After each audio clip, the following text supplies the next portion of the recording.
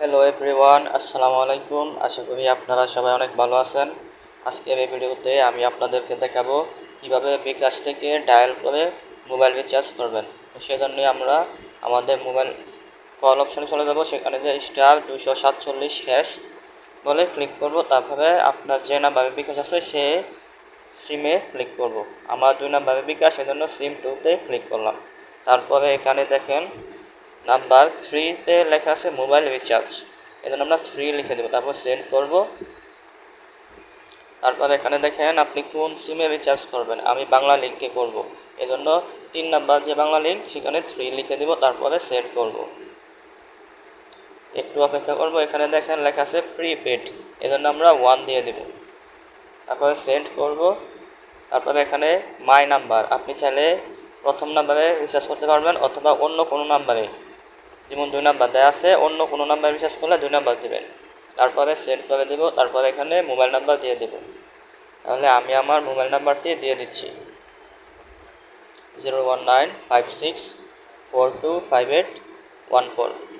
তারপর এখানে যে সেন্ড আছে এর উপরে ক্লিক করব।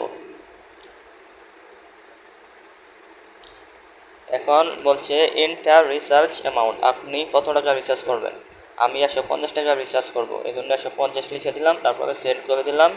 তারপর এখানে বলতেছে enter menu pin to confirm, তাহলে আপনার বিকাশ যে পিন নাম্বার আছে সেটা এখানে দেওয়া লাগবে। আপনি আপনার বিকাশে পিন নাম্বার দিয়ে দিবেন, তারপরে সেন্ড করবেন। এটা দেখেন received mobile recharge request of 150 টাকা, বলেছে প্লিজ ওয়েট ফর কনফার্মেশন। তারপরে আমরা ওকের মধ্যে ক্লিক করব। একটু অপেক্ষা করব। আমাদের রিচার্জ কমপ্লিট হলে মেসেজ আসবে। এই যে দেখেন আমাদের রিচার্জ হয়ে গেছে, এই যে মেসেজ আসছে। এই যে আপনাদেরকে দেখাই, এই যে বিকাশ যে লেখা আছে বিকাশ, এই যে আমরা নিচে যাব।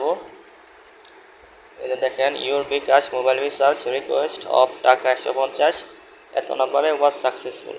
তো এইভাবে আপনারা ডায়াল অপশন থেকে বিকাশে মোবাইল রিচার্জ করতে পারবেন। ভিডিওটা ভালো লাগলে অবশ্যই সাবস্ক্রাইব করবেন, ভিডিওটা লাইক করবেন। আসসালামু আলাইকুম।